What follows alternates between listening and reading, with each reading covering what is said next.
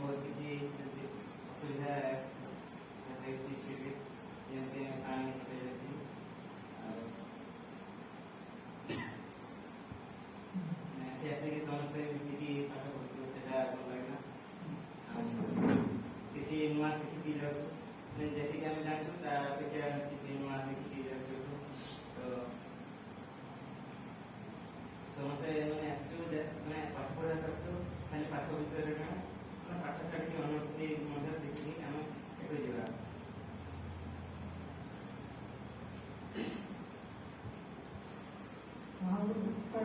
ସାନ ଭାଇ ଭଉଣୀ ମାନଙ୍କୁ କଣ ଉପଦେଶ ଦେବୁ?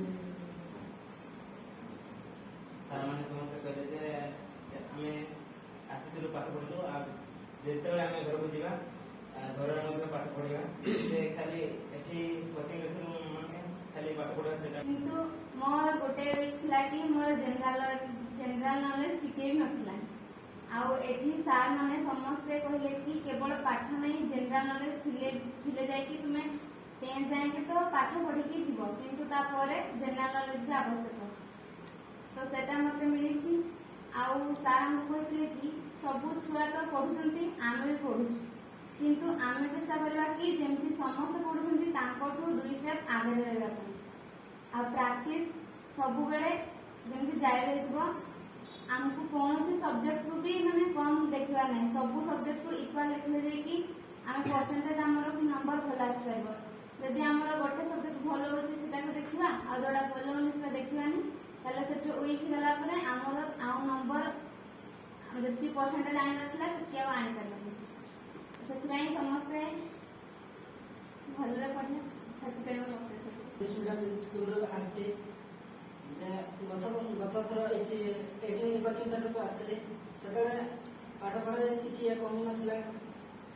ଏବେ ଯେ ସେତେବେଳେ ଆମ ବୟଜମାନଙ୍କୁ ଟିକେ ହେଇଯାଇଥିଲା ପ୍ରୋବ୍ଲେମ୍ ଥିଲା ଏବେ ତ କିଛି ନାହିଁ ଯେ କିନ୍ତୁ ଏଠି ପାଣି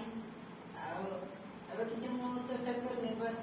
ଆମେ CBSE କ'ଣ ପିଲା ଟିକେ କମ୍ ଥିଲୁ ବେଳେ କମ୍ୟୁନିକେସନ୍ ପାଇଁ ଟିକେ କମ୍ ହେଇଛି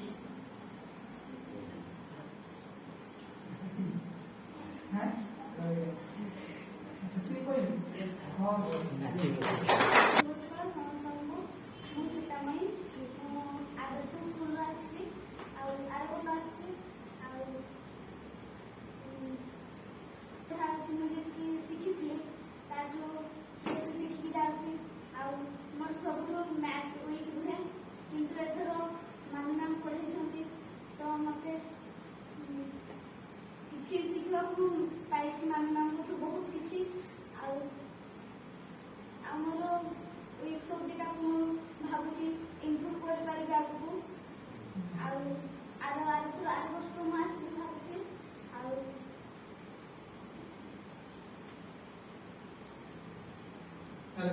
କଣ ଅସୁବିଧା ସେଟା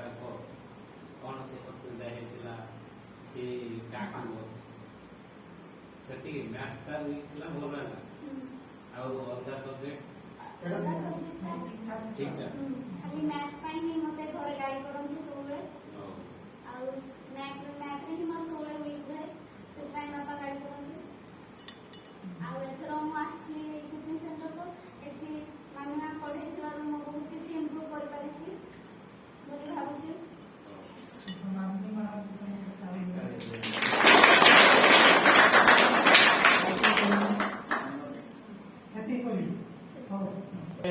এই ବର୍ଷ ପ୍ରଥମ ଆସିଥିଲି ଏବଂ ଏଠାରେ ସେମିତି କିଛି ବିଶେଷ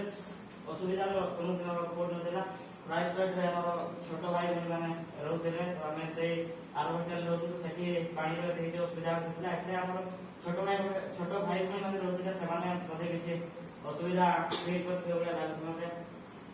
ଆଉ ଯାହା ଏଠି ଆମେ ଖାଇବାକୁ ଆସୁ ସେତେବେଳେ କିଛି ରହିଥାଏ ପାଣିର ଅସୁବିଧା ମୁଁ ସମସ୍ତ ସାର୍ ମ୍ୟାଡାମଙ୍କୁ ଅନୁରୋଧ କରୁଛି କି এই অসুবিধাটাকে নেক্সট থরକୁ ଦୂର କରିବା ପାଇଁ ଚେଷ୍ଟା କରିବେ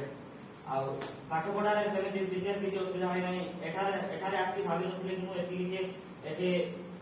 ମାନେ ଏତିକି ପାଠ ପଢା ମୁଁ ଲାଭ କରିପାରିବି ବୋଲି ଏଠାରେ ଆମର ସାର୍ ମ୍ୟାଡାମ ମାନେ ପାଠ ପଢିବା ସହିତ ଏକ୍ସଟ୍ରା ନଲେଜ ମଧ୍ୟ ଦେଇଥାନ୍ତି ସେମାନେ ସବୁବେଳେ ଆମକୁ ମୋଟିଭେସନ ସହିତ ପାଠ ପଢାନ୍ତି ସେମାନେ କହନ୍ତି ପ୍ରାକ୍ଟିସ କର ପ୍ରାକ୍ଟିସ ହିଁ ମାନେ ଗୋଟେ ଲୋକକୁ ନିଜ ଲକ୍ଷ୍ୟ ସ୍ଥଳରେ ପହଞ୍ଚେଇ ପାରିବ